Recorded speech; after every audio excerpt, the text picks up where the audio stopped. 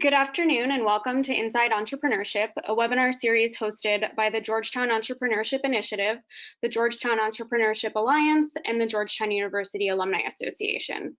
Thank you for taking time out of your day to connect virtually with fellow Hoyas for today's conversation, The Golden Rule of Business Crises with Robert Seidler and Jeff Reid. Our host, Jeff Reid, is the founding director of the Georgetown Entrepreneurship Initiative and professor of entrepreneurship at the McDonough School of Business. As Georgetown's entrepreneurship programs have grown under Reid's leadership, the school has been ranked among the best in the world for entrepreneurship by the Financial Times, Bloomberg Business Week, and others. Reid is a catalyst for entrepreneurship, economic development, and a well-known leader in entrepreneurship education. I'm Kelly Young, Associate Director of Strategic Engagement and Alumni Relations, and I'll be facilitating today's webinar. Before we get started, I'd like to share a few tips and reminders. This conversation is being recorded. The recording will be made available on our YouTube channel, and you will receive the recording link in a follow-up email. Jeff and Bob will take questions at the end of their discussion. Please send in your questions as you have them using the questions section of the webinar control panel. If you're having any technical difficulties or other issues, please submit those concerns to me via the questions section of the control panel. Without any further ado, I'm pleased to turn things over to Jeff. Thank you, Kelly. And thanks, Bob, for being here. I do just want to put out a reminder that we have another session coming up on June 17th featuring Gretchen Hansen, who is the CEO and founder of Decorist, and another one on July 8th with Fabio Riccardi. So we're excited to continue our Inside Entrepreneurship webinar series with these great alumni, entrepreneurs, and speakers. Again, our partner organizations here, if you want to learn more about what's going on with Georgetown Entrepreneurship, check out the initiative website or the Alliance website. We work together to form one big community supporting Georgetown entrepreneurs. So with that, we will go into our conversation here with Bob. Bob Seidler, welcome. I'm gonna stop sharing my screen here when I figure out how to do that. But in the meantime, why don't we go ahead and start here. So you graduated from Georgetown in 1988. And then a few years later, you and your brother started a private equity fund, right? So tell me, your path into private equity is a little bit non-traditional. Can you tell us how you got into the role that you're in now? Sure. I think my path to Georgetown as a kid that grew up in Los Angeles was one, just I was into politics. I wanted to get far from home, see something new, and I picked Georgetown and somehow got in. Worked a couple stints on Capitol Hill as a freshman. I wasn't business oriented.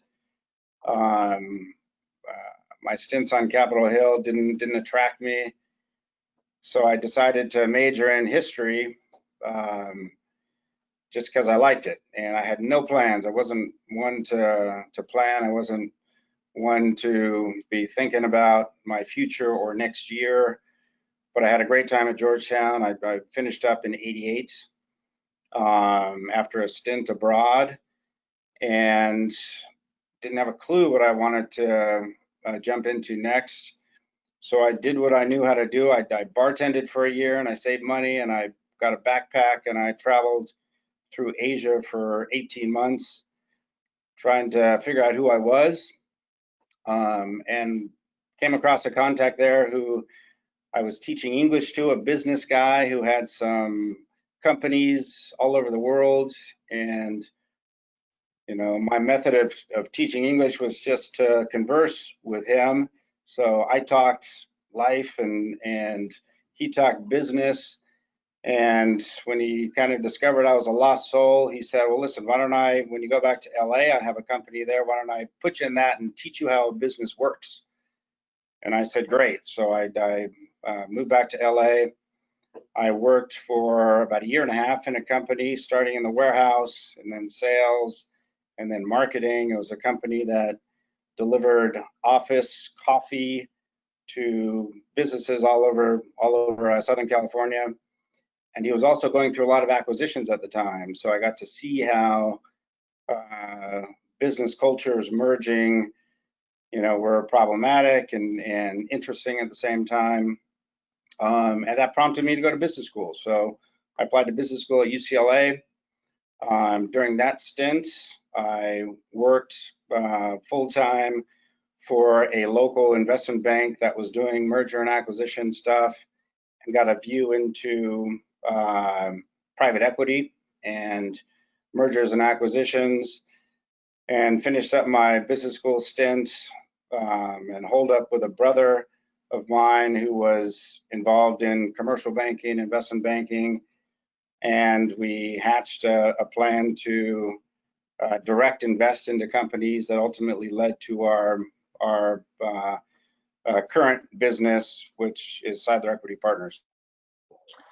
Yeah, I can tell you, we still see a lot of students come to Georgetown when they arrive. Their goal is to make a career in government, to try to make the world better. And a lot of them have that experience you did, that they dip their toe in the government world and realize that maybe for one reason or another, it's not the right fit for them. And it's a great way that we recruit a lot of students to our entrepreneurship program, because entrepreneurs are people that are trying to solve problems and make the world better. And you've worked with lots and lots of entrepreneurs. So just to backtrack though, you and your brother started this group as basically investing some of your own money, and then you got a few people to invest alongside you. And and just 2 months ago, you guys closed your 7th fund with about $800 million. So, and over those years, you've invested in dozens and dozens of companies. And I know you've seen thousands of entrepreneurs. What are some of the characteristics of successful entrepreneurs that you've seen?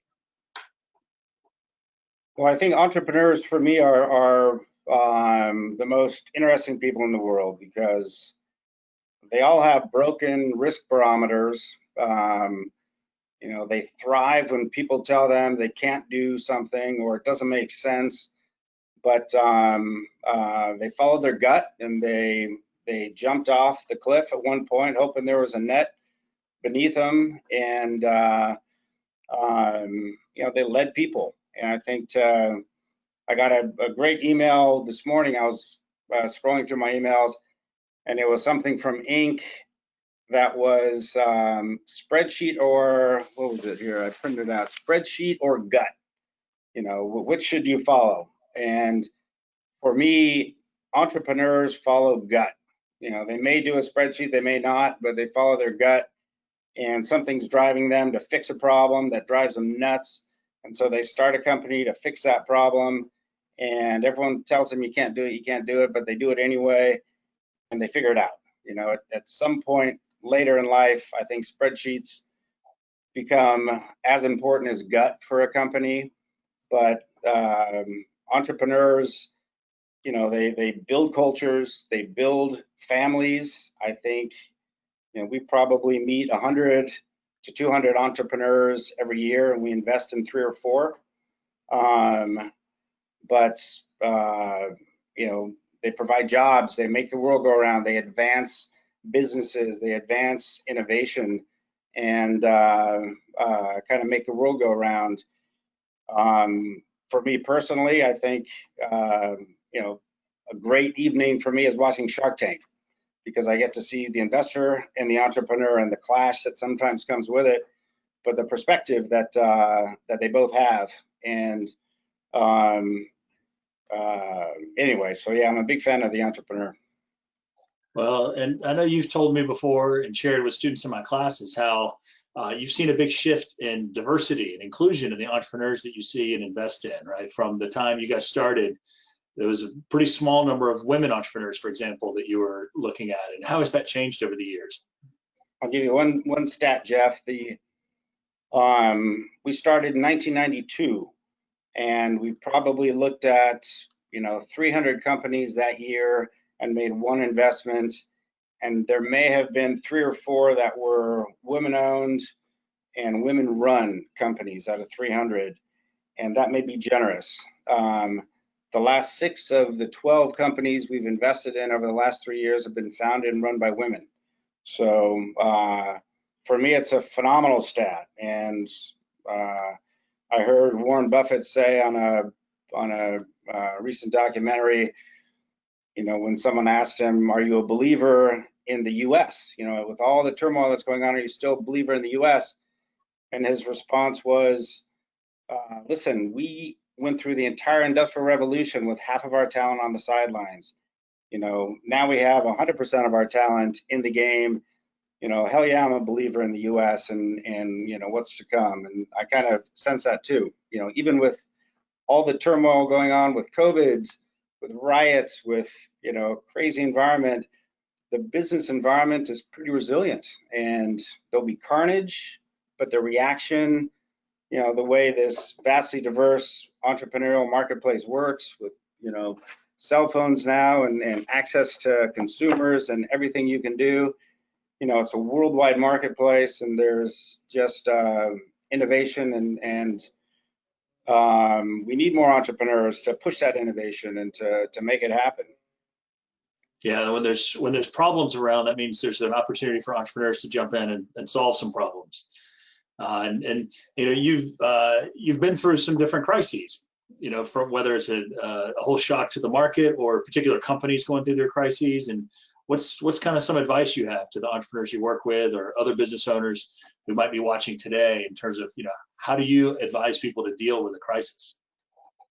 I'll tell you how we went through this latest COVID crisis. But, at this point, we've been through, the dot-com bust and 9/11, the Great Recession, COVIDs, riots. I think honestly, the best way, you can't prepare for a crisis or a black swan event the day after it happens. The time to prepare for it is, months and years before. And the best way to do it is to build a company the right way.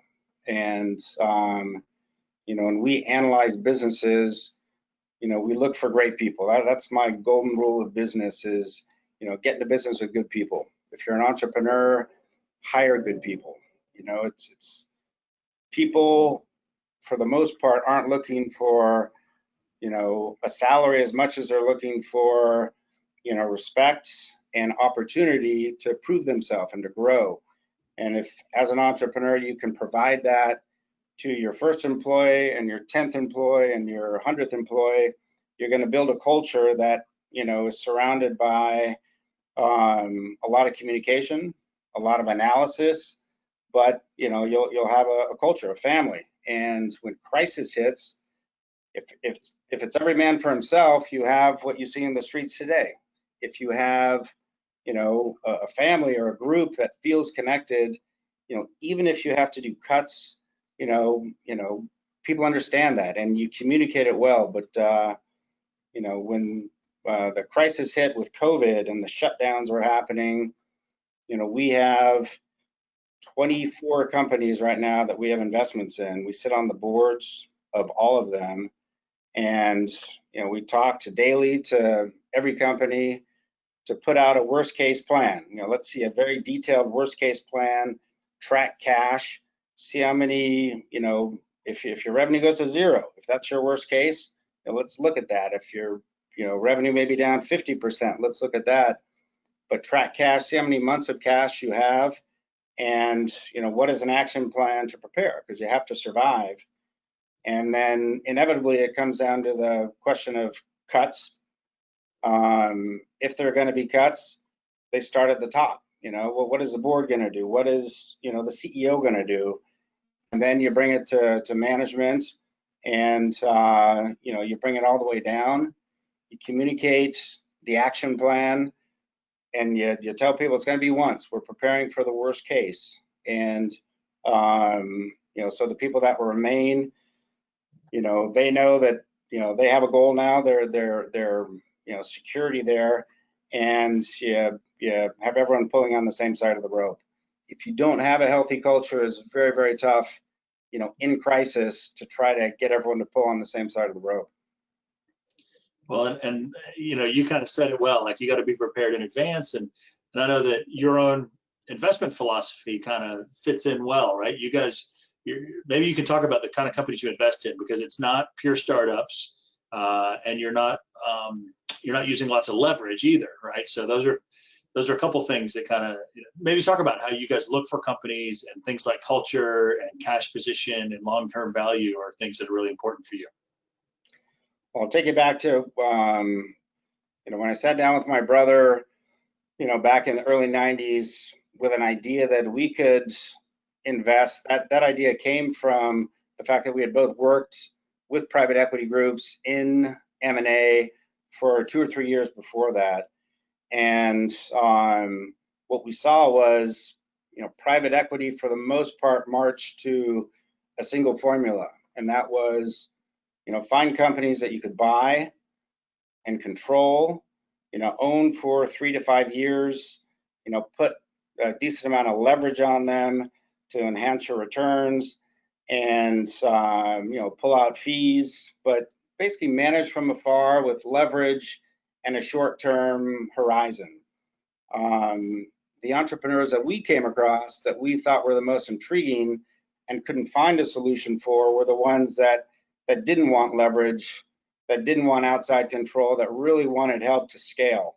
And so we believed if we could pool some capital and invest in those entrepreneurs, the ones that built successful businesses and didn't want to sell, they believed in the future growth.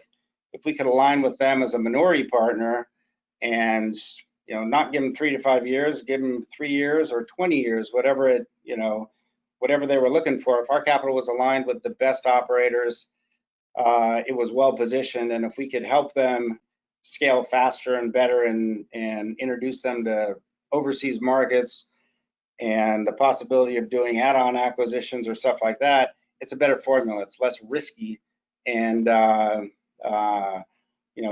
you keep intact the culture that the entrepreneur built. And much to our surprise, that product was very, very well received. And because of that, we've invested overall in 25 years in probably 45 different companies. All but one has grown during that period, and some we're still invested in today. 25 years and we're still going. So out of 45 companies, only one didn't grow. That's a pretty good track record. And ironically, it would be doing great in a time like this because it was a company that sold emergency food, like the freeze-dried food that you keep in your basement for emergencies. And anyway, it's an industry that has gone through some turmoil, but yeah. Tell us about some of the companies. I know you've got a lot of good stories with these companies, and as you mentioned, some of them you have a very long history with. You're not looking for a quick flip, and so your long-term strategy means you get to know these people pretty well and see some ups and downs. And so, what are some of the companies that you guys have invested in? Well, we've invested in really, we're generalists. So we invested in some retail, some manufacturing, some service, some distribution, some medical. Some of the names that people may have heard of would be LA Fitness or PADI. If you're into scuba diving, PADI is a scuba diving certification company. Sportsman's Warehouse is a large retail chain. Aden+Anais is a baby product company that makes swaddle blankets. A lot of our companies we invest in, frankly, we never put on our website because the entrepreneur is the rightful face of the business and the more appropriate face, to the general public. But really, we don't invest in businesses as much as in an entrepreneur and their team. And if we buy into their growth strategy, then we try to bring to the table other elements of growth that we may be able to help them with. And ultimately, that's the glue that makes the investment happen is, they know they're growing, but attached with a capital partner that doesn't have a lot of constraints and has an ability to introduce them to more rapid growth or additional markets, it's attractive. So it's a true partnership. It's, these type of black swan moments where markets are in major disruption, inevitably the strong companies come out much stronger because they're not levered to the hilt and they have strong cultures. A lot of weaker companies can be disguised in good times, but in all these market gyrations that we've been through over the last 25 years, the companies we've worked with have really gotten strategic and come out much stronger. But Jeff, to go back to your earlier question, you know, when this latest crisis hit, you know, we sat down with all of our management teams, immediately assessed, analyzed, and had an action plan. You know, within 2 weeks, all that had been done. We had daily calls, we had conferences for the group of companies about how to deal with the PPP, how insurance may play into it. You know, from a health standpoint, how do you protect your employees and make sure you're doing all the proper things to, you know, navigate this storm. We shared information across companies, but within, you know, 2 or 3 weeks, you know, we had flipped the switch to, okay, how do we get opportunistic and strategic at this point?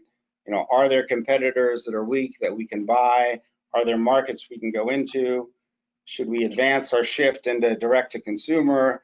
You know, ramp up Amazon and ramp down traditional retail, whatever it was. And it's amazing how quickly, you know, good, well-run, real-time companies react. We had one company that was selling promotional products. Their business went to zero, but they contacted their suppliers in China and said, listen, we're going to be out of commission, not ordering anything for the next couple months. Just giving you a heads up, this is our reality. And those dialogues led to additional dialogues, which allowed the company to sell $7 million worth of masks in a month, their record year, you know, entering COVID.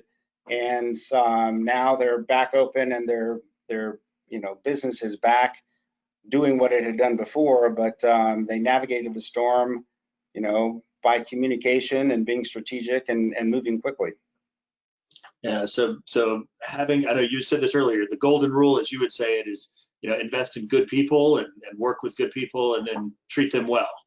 And so in the crisis time, you know, people can't solve every problem, but they communicate well and are open and honest. And in this case, they had a conversation with a supplier. It turned into a big win for them. I think, you know, when we, as I said, we probably look at a few hundred companies a year and invest in 2 or 3. You know, what we look for when we visit a company is, you know, how does it run? How do people communicate? Is it a political environment? Are people really looking for the betterment of the whole? Some cultures have it, some cultures don't. You know, within 45 minutes of walking around a place, you know, what category it falls into.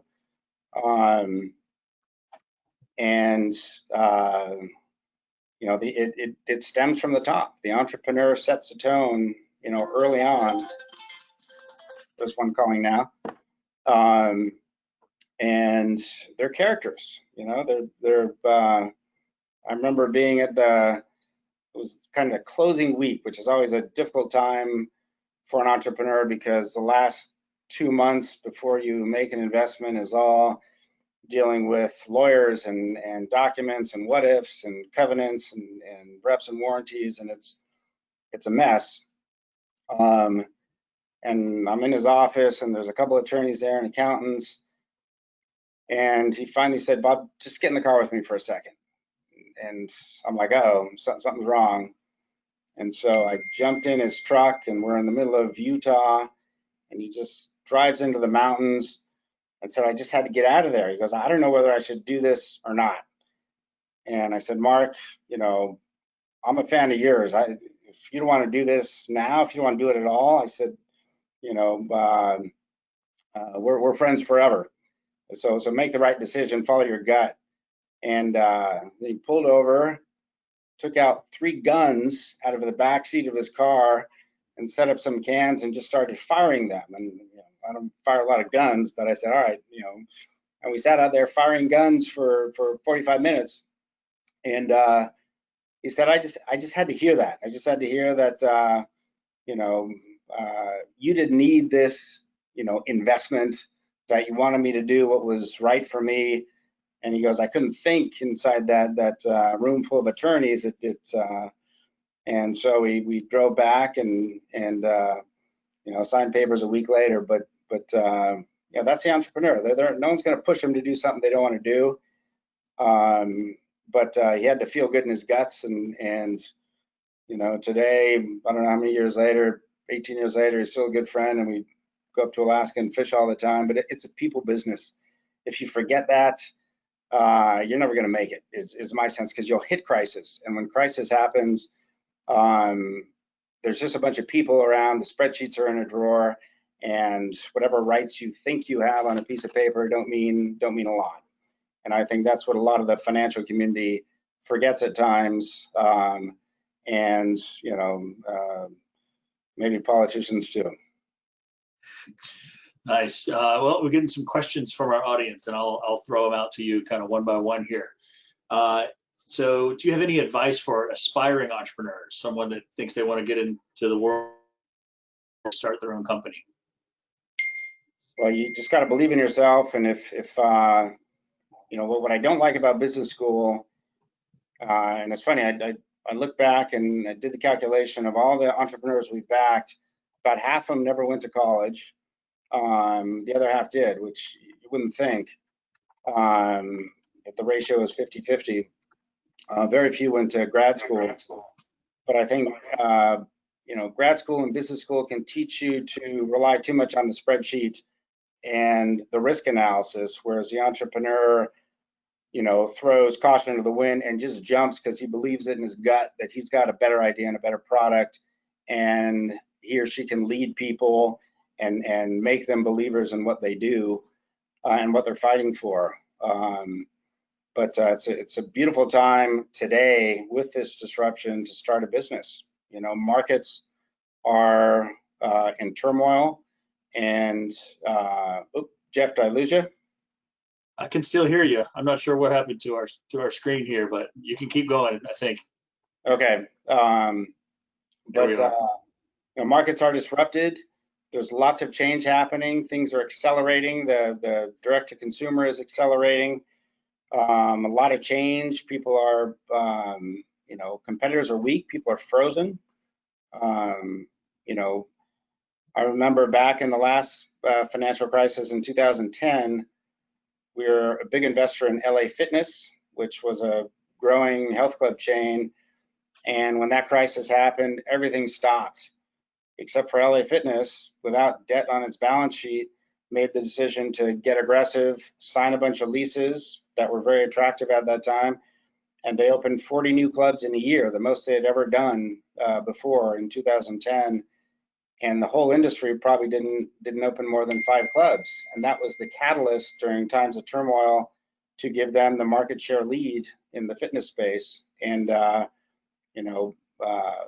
that's a long way of saying, these are the perfect times to start a business because people are frozen, people are nervous, and there's a lot of change going on. So if you sense you have a solution to a problem out there, talk to some backers and get some capital and jump. That's great. Here's another good Georgetown related question. So is there anything from your time at Georgetown that sticks with you now as being particularly influential on the way you run your business or live your life? Well, I think it's a great time of life when you're in your late teens, early 20s, and I think a lot of the stuff that you learn, sticks with you and helps shape you as a person. I wasn't much of a student. I think I graduated with a 3.0 at best. And I remember I got into a couple troublesome situations there where I got pulled in front of the dean's office and almost got booted out.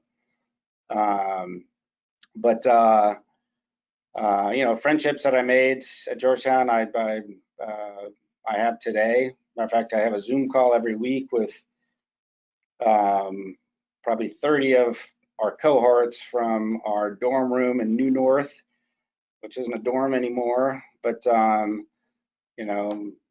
some are attorneys, some are business people, some are doing various things. But I think life is a people game, business is a people game.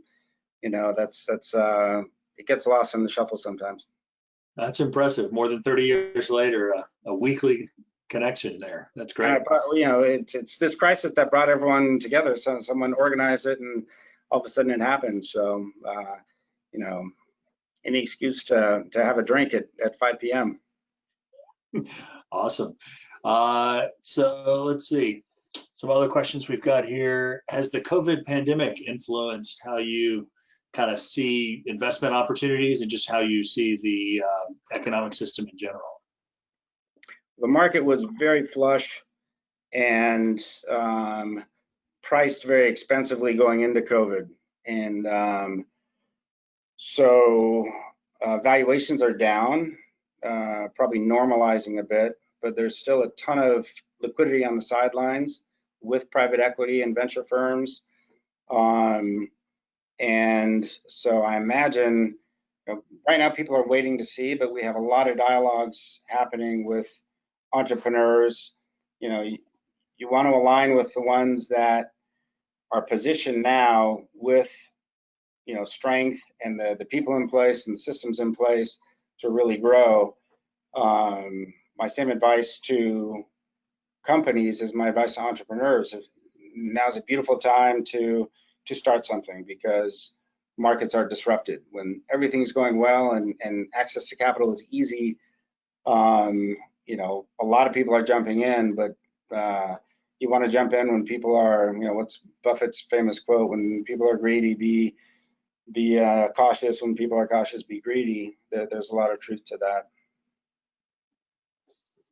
All right. So let's see. Have you? Oh, you got someone appreciated your shout out of Alaska, so that was good. Best salmon. So talk about baseball. You guys are you're tied in with Major League Baseball these days. Kind of how is that? Talk about the deal that you made and how does that business relate when nobody's playing professional ball these days? Yeah, we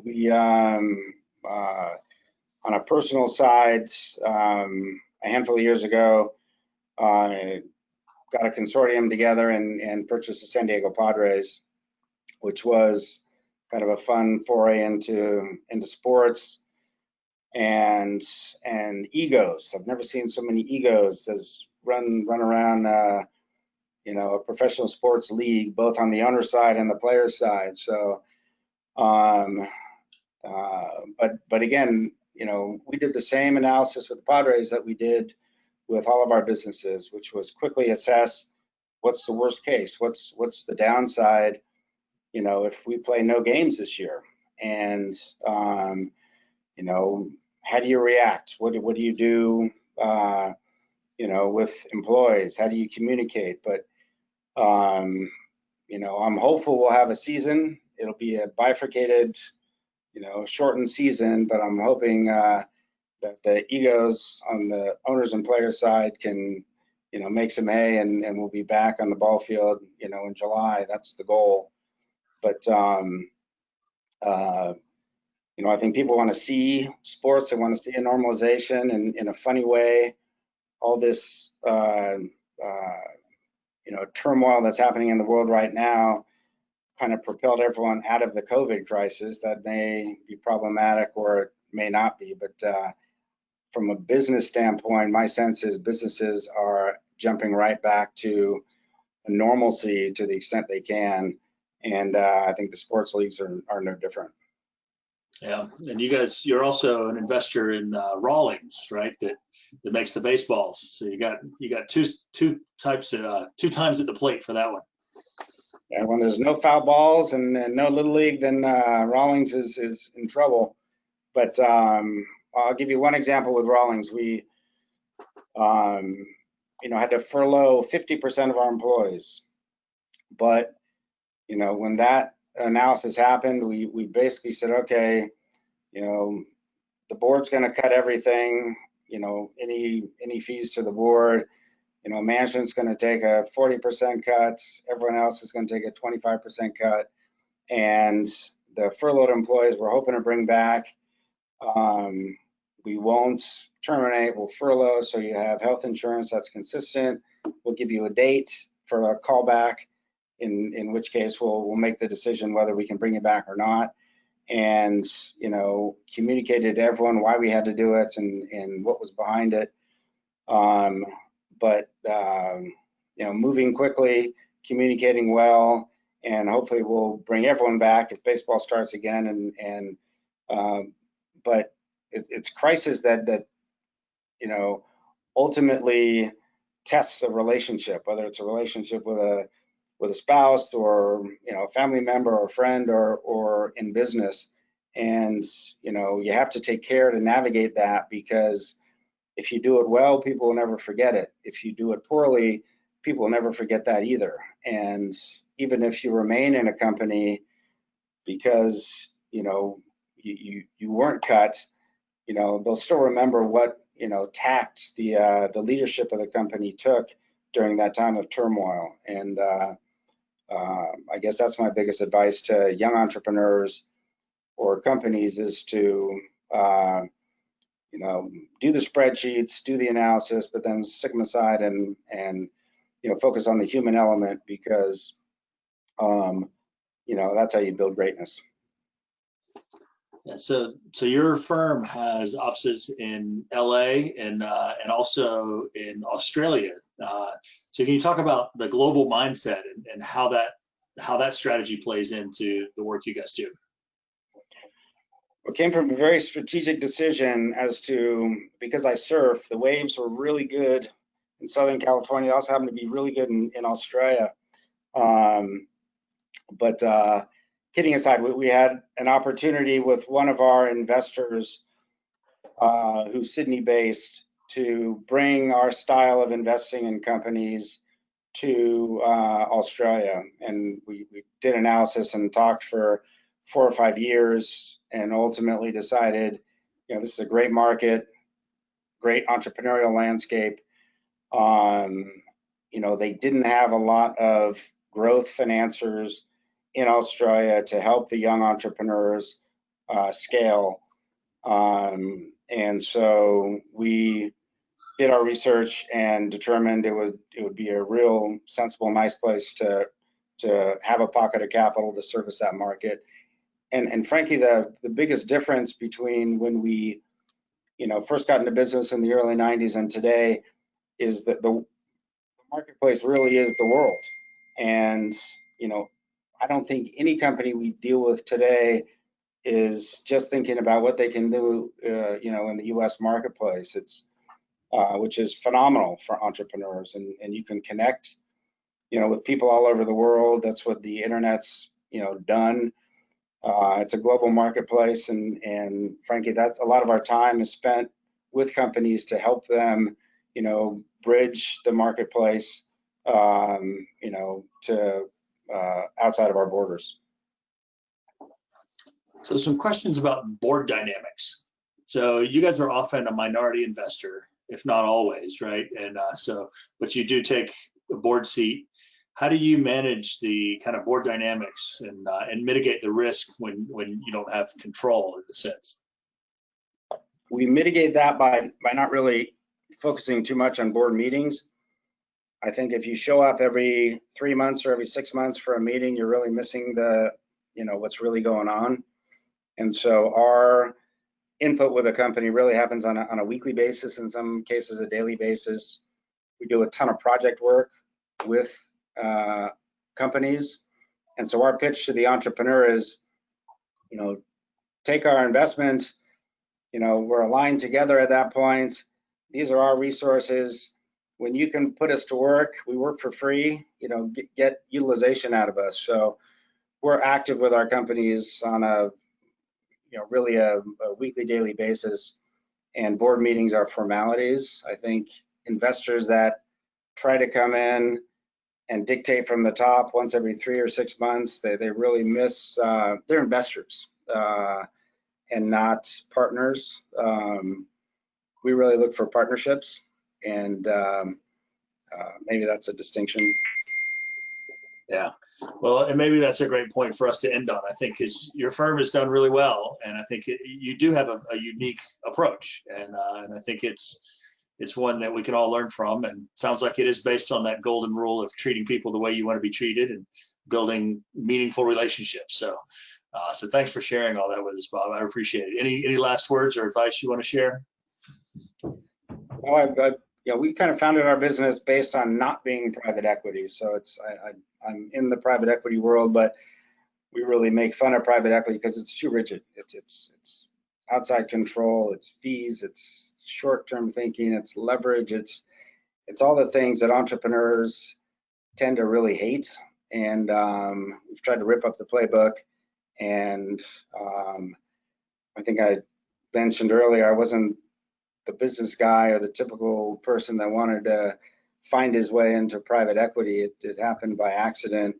But I would hope, you know, at least my entrepreneur partners that we've made over the years would look at me not as a private equity guy, but as an entrepreneur like them that took a leap at one point and tried to figure it out by, you know, I guess following your gut as it relates to people. And you know, the businesses that I think are really excelling today are the ones that, you know, don't forget that.